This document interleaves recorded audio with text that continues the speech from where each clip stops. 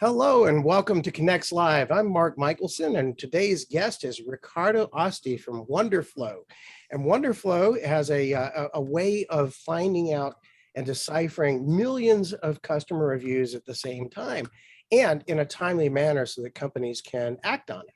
So welcome, Riccardo. Tell us a little bit about yourself. How did you get started into the idea of creating a AI platform to manage reviews? Hi, Mark, and it's great to be here today. Thanks for having me. So how did I start? Well, first of all, let's say when I started in it was 2013, beginning of 2014. I started to look at reviews. Why generally, as we all do now, when we go online, we buy something, we mostly read reviews and we base our decision on what others write there. And so starting from this concept, I noticed that there were millions of reviews, not just about the few products that I wanted to buy, but generally about every type of product.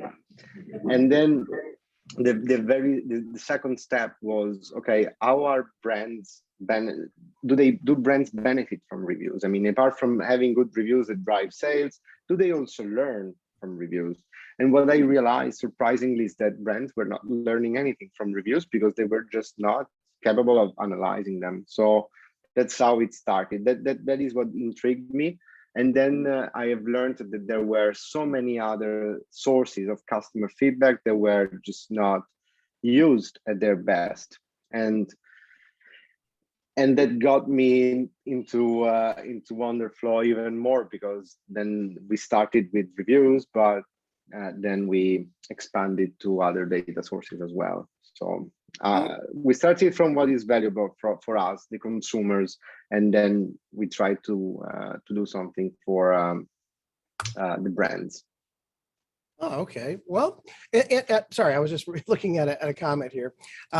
So the idea of doing reviews, that seems to live in the area of research in a way, but yet it's passive. You're just mining things people are already telling you. How do you go about doing that? What kinds of reviews are these? Are these just on your client websites, or are they on all types of places like Google reviews or other things like G2, et cetera?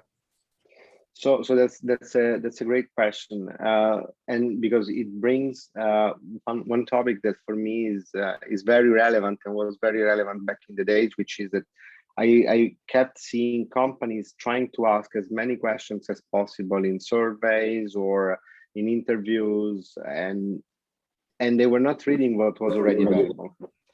So for me, it was like, okay, first we start with what we have. And what we have can be on your own website, but direct to consumer, having your own website and selling directly to customers, that is something very new. I would say very recent from this year, the last 2 years. This is something that we have seen developing more and more, but very recently. When we started, it was mainly Amazon and the largest e-commerce that you have out there. So normally you can think of all the e-commerce where you have abundance of data and multiple customers buying products. And the cool thing is that if you start to analyze what's on a marketplace, most likely you have a multinational data source, because Amazon, you have it almost everywhere, for example. And therefore, from one single type of analysis of something that already exists, you can already go international. Mm-hmm. So I remember back in the day, as a matter of fact, in Milan, when we first launched the Mobile Research Association, we had Bizarre Voice at an MRMW meeting, and I'm sure you're familiar with who they are. They seem to own their own reviews. They go in and basically handle and manage the reviews for these big companies. Do you do something similar, or do you go in through and just analyze what's already out there? So we do not collect reviews. So we are, let's say in general, we have two types of companies. Now you have for public data, companies that normally foster the creation of reviews or other public data types. And Buzzer Voice is one of those. But there are also other companies that do that. That basically once you buy something, they kind of tell you, they ask you, why don't you write a review? And then they publish that review on their network. They do review syndication and so on. And then it's quite similar to surveying companies. If you think about Qualtrics or Medallia, what they do is just send out surveys to collect feedback. Now, it's more or less the same thing. The only difference is that reviews are public, answers to surveys are private. What we do is that doesn't matter who collects the data or why the data is being generated, we analyze the data. So we are the analysis technology that is necessary after you have Buzzer Voice, for example. In fact, for example, you mentioned Philips. Philips has been using for years Buzzer Voice and Wonderflow to analyze the data. So when you have that, so you're able to, there's a fire hose of data out there, an ocean of data we're swimming in. Yes. How do you go about making sense of this so that, you can make a decision? I mean, it seems like it would, I know there's AI tools and you can categorize things and all that. And you can also look at contextual things. Right. But these reviews could be all over the board. Do you start with like the stars, or how do you go about deciphering it and get it to your client? Right. So, well, you said one thing very, and I mean, this connects to the reason why brands were not able to analyze reviews. Now, so we're talking about today. Today we're talking about reviews because it's an important data source now. But we could mention other unstructured data sources. But the point is that what makes reviews so difficult, so insightful, and in my opinion, the very best data source to learn from consumers is that they are completely unstructured. So customers can just go, we can go on Amazon and write whatever we want in a review. And this means that if you want to learn from that review, you really need to have someone that reads it, a human, someone that interprets it. Yes. And when you normally use tools that are good for review syndication, that are good for data collection or other stuff, they have generalistic text analysis capabilities, something that works more or less on every vertical, but they're not specialized enough to interpret texts as a human can do. So what our technology does is that simulates human interpretation capabilities and extracts from each review all the topics that customers mention and their sentiment. So we are able not just to say, okay, this is positive or this is negative, but we can tell you customers like these features of that product, they dislike these other ones. These are the ones that are really relevant to them, and this is what they would like you to fix for them. So it's like having someone experienced, specific to a vertical that can read all the records. And that's what we try to automate. So are you going in and scraping data from review sites, or how do you access that exactly? Right. So we do normally most of public sources we do scraping. We have I think over 200 different scrapers for all the different data sources, the most important websites, e-commerce globally. And then we also do ingest data when we have connections, for example, with Buzzer Voice that you've mentioned. That's also a possibility.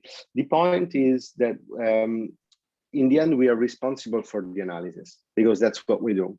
And our customers use the analysis to take very important decisions that maybe are investments in the production of a specific product, or changing the software, the hardware, or investing in advertising it in a specific market. And therefore, we often have to take care of the entire analysis process. So we also take care of the data collection. Why? Because for example, our technology is capable of removing duplicates, determining fake reviews, removing incentivized reviews from the entire amount. And therefore, we start from a data set that is quite clean and therefore offers precise analysis afterwards. If you don't do this part, which is quite unique, let's say on our side, normally you start with what we call corrupted data, which is basically data that do not belong to that product or that appear multiple times on the internet and so on. And this can be as high as 25% on the total number of data. So you may be already starting an analysis with 25% error, which is unacceptable if you want to base your decisions on that. Interesting. So when you think about the analysis, what does that look like to the client? Is this a daily report that they're getting, or is it a summary like once a week? Do they just go and access it, or is it pushed to them? It's a dashboard. They log in their browser, and that's it. So inside the dashboard, you have a series of very simple charts, and that are designed to be immediate to understand and accessible literally to everyone. So our dashboard, which is and that's quite a unique differentiator compared to what you normally find out there, is that it's a dashboard designed, I don't want to say exclusively, but mainly for business people. So mainly for non-technical users. And therefore we really made it simple. It's almost fun to navigate the data, click on the charts, drill down, find insights. Sometimes we do reports, periodical reports, where we have someone from my team that just goes through the Wonderboard and does the job that our customers are supposed to do. And we had to do this because several of the largest companies are still used to buy all the research from research firms or from agencies and get their just papers that where they can just write, okay, you have to do this, you have to do that. And our goal in the end is to transition them from buying in this way to, at a certain point, being able to at least do a very big part of the analysis on their own. And of course, all our efforts are to make sure that they can do it in a simple way, you know, I mean, without fatigue. So that's interesting. So you're actually doing the analytic work, not only electronically or automatically on your AI tools, but you have someone saying, here's what we found and here's what you should do about it. Is it consulting like that as well? Yeah, it's unfortunate, but sometimes we have to do that. when we have lazy customers, or no, I wouldn't say lazy, but you always find some brands that historically have been working in this way. So they were not used to use dashboards to just do the research themselves, but they delegate everything outside. For them, it's very difficult from one day to another to switch and say, okay, now we use the Wonderboard and we do everything in-house. They simply don't know how to do it. That's not what they're used to. And so for some of them, we do it for them. Our long-term goal, mid-term, let's say in two years from now, is that we automate also part of that reporting. So we're basically teaching the Wonderboard to interpret customer questions in natural language, like if you search on Google, and provide contextual answers in return. And that's what we're working on now, so that you can basically use the Wonderboard as a very experienced analyst that always provides you with rock solid answers. You know, it's fascinating because, I mean, we try, I've been in research for 30 something years, a long time. And we always try to get information from customers at the point of sale, or maybe after they've used the service or product. And sometimes it comes usually just, you know, even after the Zoom call, it'll give you a thumbs up or thumbs down, right? It doesn't ask you why, but it gives you that. Other times they have surveys you can take after a phone call to a call center or talk to someone, right? Those are inputs for customer experience that we need as experience managers, right? So have you dealt with this in context with other data? For instance, you have reviews as well as direct comments or from an experience like a thumbs up, thumbs down on a touch point, as well as maybe other types of survey data that may happen. What are your thoughts on combining those types of data into your dashboard? Another great question, Mark. So first of all,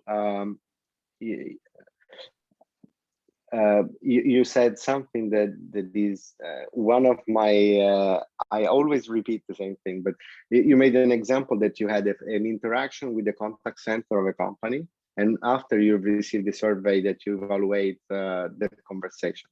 So what I always ask my customers is, why don't we analyze that conversation instead of asking that person how was the conversation? You already have the conversation. You just don't analyze it, and you need to ask how was the conversation when you already know. So, and you know what, they don't really have a choice in this anymore, and I'll show you why. Because I'll just share this here. Let's see if I can do this. When, for instance, this conversation is being recorded and transcribed live stream like this. And I'm sure that happens or can happen anywhere. This doesn't cost anything. Yeah, absolutely. So I'm just, let me get this back or try to not share somehow. Okay, so stop share. Oh, there we go. So I wonder, what do you see as the future of this tool? Yeah, you know why. I mean, the reason why, even if it's so simple. So in Europe, you have a data privacy problem. In the US, it's a bit easier. In Europe, with GDPR and everything that happened over the last couple of years, that everyone is like, oh, we cannot record. You can. It's just that people don't know and they are scared about it. But generally, they have a lot of conversations that they should just analyze. The point is that they, first of all, it's very difficult to analyze conversations because reviews are unstructured. Conversations are also unstructured, but you also have an interaction with an agent, which makes it even more complicated. But and then you need a very good technology that, for example, separates the what you say versus what the agent says. And that's another complication. But also, and that's a very important reason, they do not analyze it, because who should be responsible for analyzing those conversations is the contact center manager.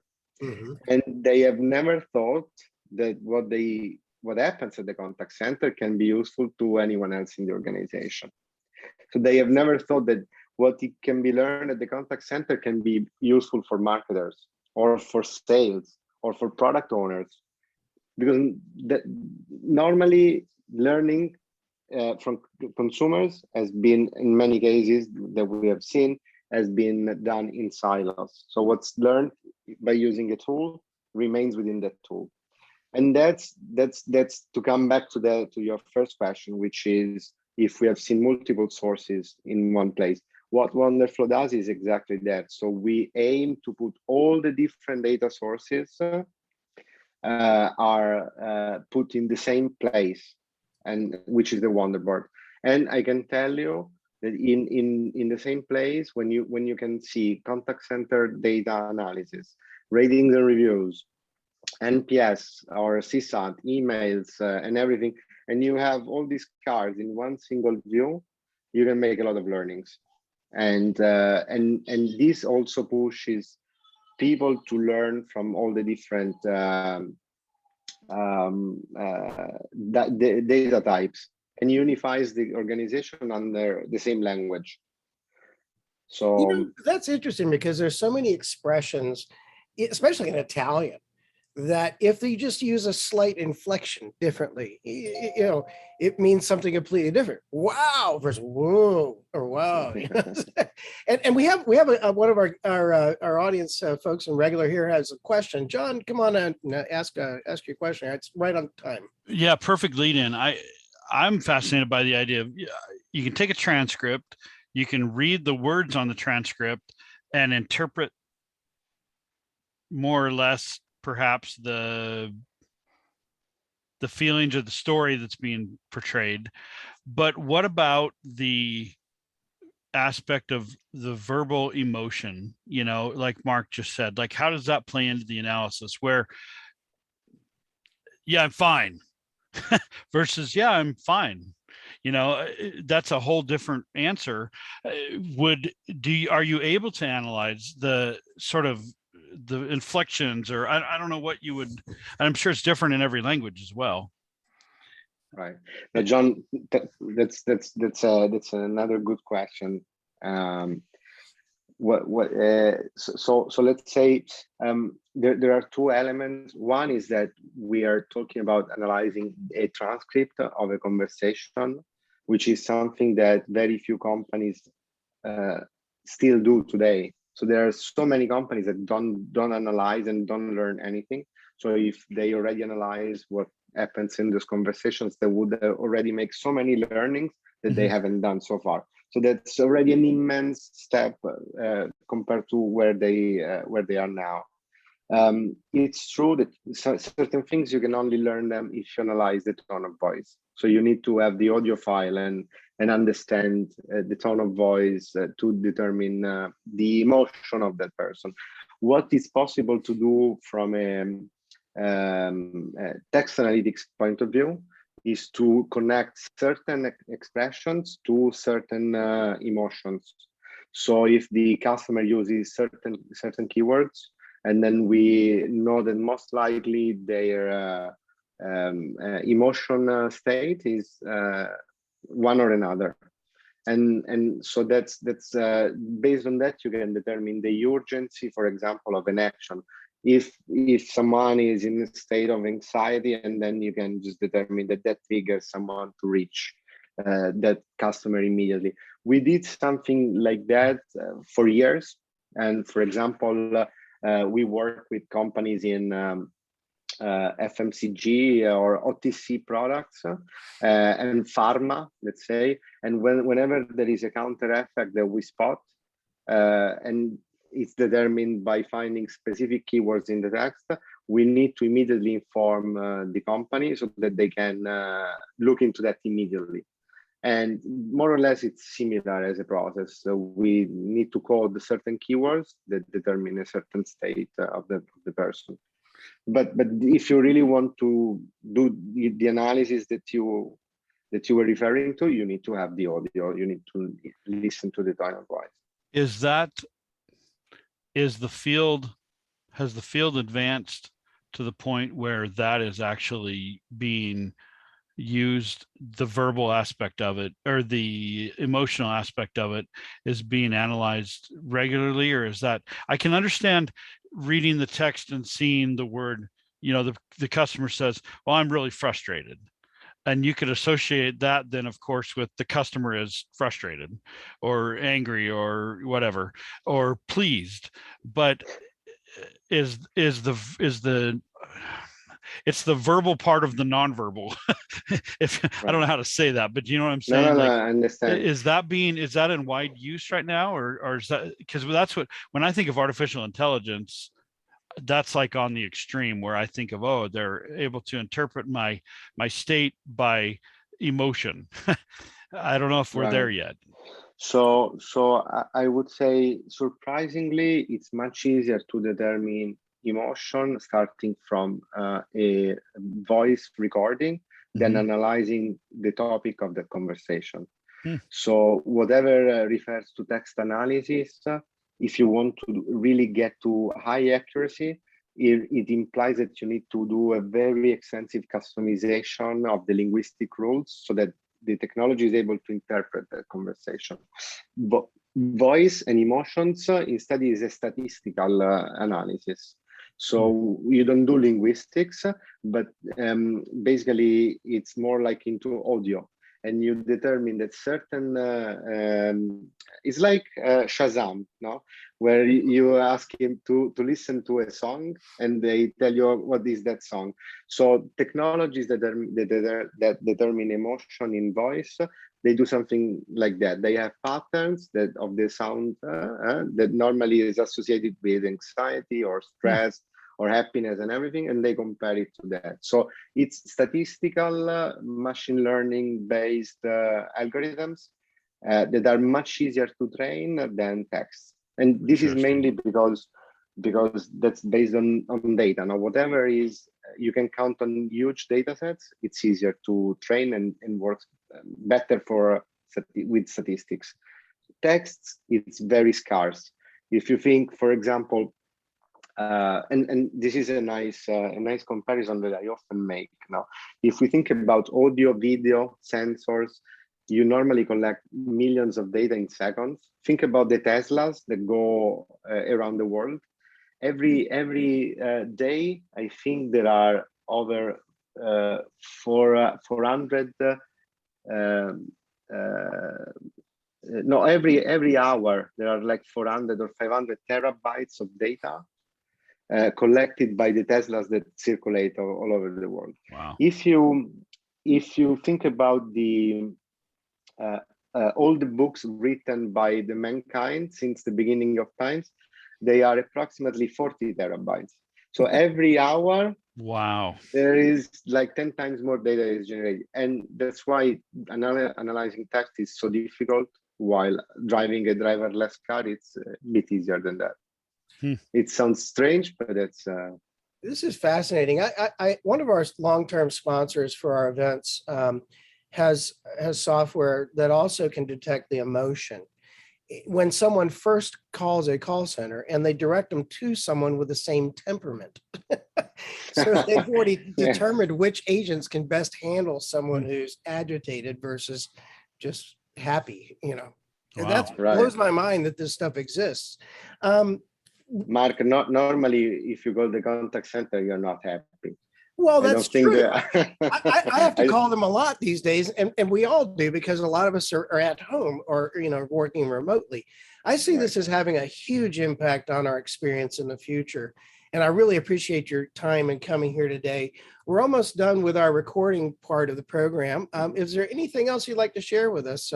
Partnering with other companies? Are you working with other like survey platforms or things like that? I think we that's something we want to do. So partnering with survey platforms or companies that collect that data in general from customers. Mainly building an ecosystem where the Wonderboard is like a hub where you can connect whatever you want, and that becomes the single point of truth where everyone can go and learn from consumers. No? And so, but yeah, that's super. Well, we have some of those folks on the line, so maybe they'll get in touch with you later. And also, one more question: how did you come up with the name Wonderflow? I love it. Yeah, so we in the beginning we started with the flow, you know, and we were thinking about the flow of information that would flow into something, and where we then process it and do analysis and other stuff. And then we had to connect something nice that would make it smarter, and then we thought about something wonderful, let's say, you know? And so Wonderflow, and I don't know why I'm saying this, but yeah. Well, I think it's cool. You know, it's right. It makes a lot of sense now. I was wondering where it came from. So, hey, thank you very much again. We're getting ready to go into our networking. I do have an announcement to make for our audience, and that is we are postponing our in-person events until 2022 due to the virus. So if anyone is interested in speaking at a future event in 2022, by all means, we'd love to have you submit a proposal on our website. It's cxforums.org. We are working hard to reschedule those events now. And everyone be safe out there. Put your mask on, get a vaccine. That's all I got to say about that. Anyhow, thanks much. We're going to go into the networking portion now. If you were here live, you'd be meeting some new people. So thanks very much, and we'll talk with you soon. Audrey, take us on out.